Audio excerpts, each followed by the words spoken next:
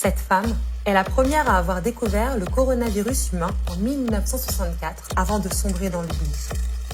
En pleine pandémie de Covid-19, cette virologue écossaise est enfin reconnue comme une pionnière 13 ans après sa mort. June Almeida n'a que 34 ans lorsqu'elle observe un halo formant une couronne sur un nouvel échantillon de virus provenant du lavage nasal d'un écolier malade. Elle ne le sait pas encore, mais la jeune femme vient de découvrir les coronavirus. Un exploit remarquable alors que la scientifique n'a jamais terminé ses études. Issue d'une famille modeste, June Almeida, née June Hart, étudiante brillante, n'a pas les moyens d'aller à l'université. Contrainte d'abandonner l'école à 16 ans, elle commence à travailler comme technicienne de laboratoire à la Glasgow Royal Infirmary où elle analyse des échantillons de tissus au microscope. Après avoir épousé Enriquez Almeida, un artiste vénézuélien, elle décide d'émigrer au Canada dans l'espoir de réaliser son rêve, devenir scientifique.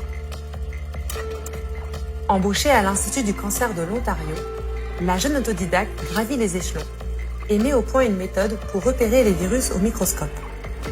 Son approche, placer des anticorps autour des virus pour agir comme des révélateurs en contraste négatif, une révolution. 1 an plus tard, elle est la première personne au monde à observer, identifier et nommer un coronavirus à la St Thomas' Hospital Medical School de Londres. Mais la jeune femme devra attendre 2 ans pour voir ses recherches publiées, au motif que les images produites ne semblent être que de mauvaises images de particules de virus de la grippe.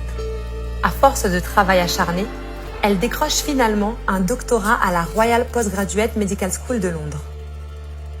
La méthode révolutionnaire de la désormais Dr Almeida lui permet d'identifier une multitude de virus comme la rubéole et l'hépatite B et de participer à la production des premières images de haute qualité du VIH. June Almeida est décédée en 2007 à l'âge de 77 ans.